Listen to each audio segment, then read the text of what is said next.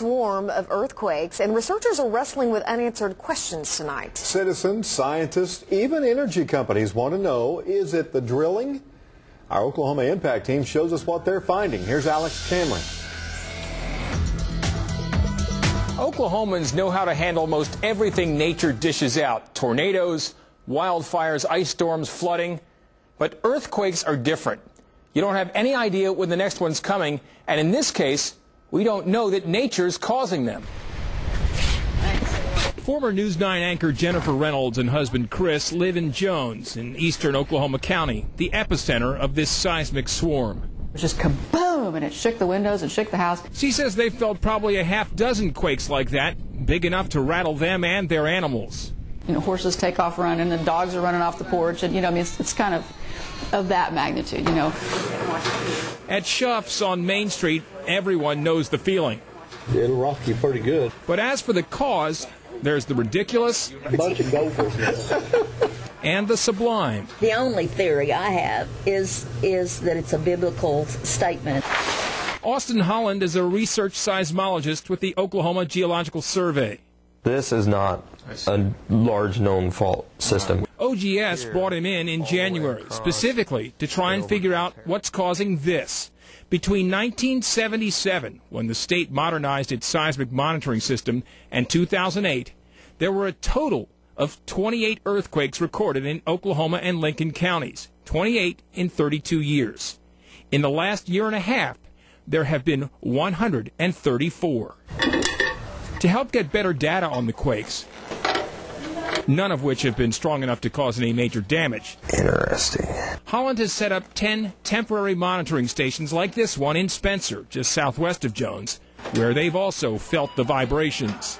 Well, a lot of people are scared. They're scared these could be leading up to an earthquake that will cause damage.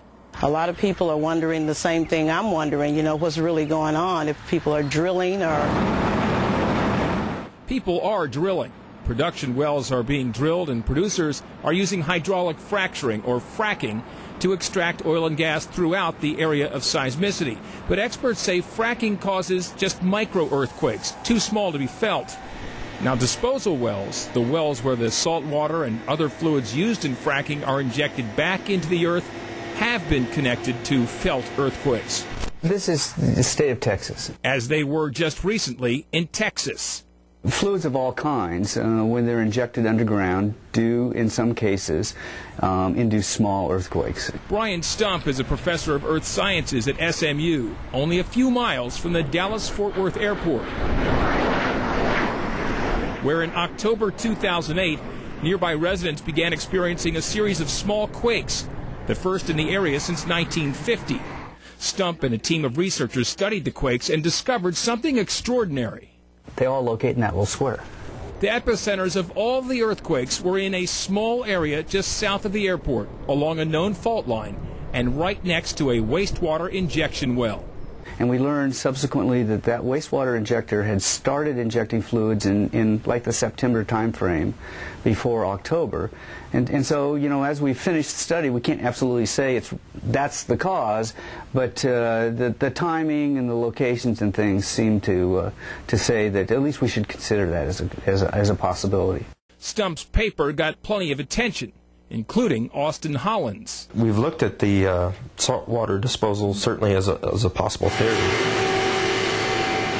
By far, the highest volume disposal wells in the area belong to Tulsa-based New Dominion, pumping an average of 3.5 million gallons of salt water a day, deep into the Arbuckle Formation, along a fault known as the Nemaha Ridge.